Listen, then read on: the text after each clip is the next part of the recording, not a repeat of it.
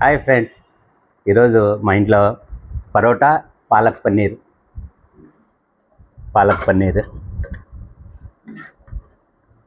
Lunch special ఈరోజు ఇవి రెండు చేసాము. తర్వాత వైట్ రైస్, తర్వాత పెరుగు. చాలా సింపుల్గా ఉంది లంచ్ ఈరోజు. ఎందుకో పరోటాలు తిన్న తర్వాత ఇంకా తినలేం కాబట్టి పెరుగన్నం తినచ్చు.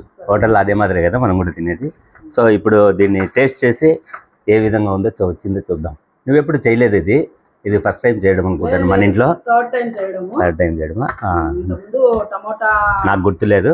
ఒకసారి తిని చూద్దాం నువ్వు ఎలా చేసినావో టేస్ట్ చెప్తా.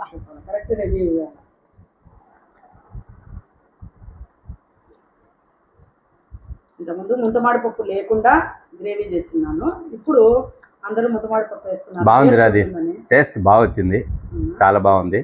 పరోటా కాంబినేషన్ కూడా బాగుంది, చపాతీ బాగుంటుంది. ఇది పరోటా చపాతీనే బాగుంటుంది. రైస్ లేక్ అంతగా బాగుండదు.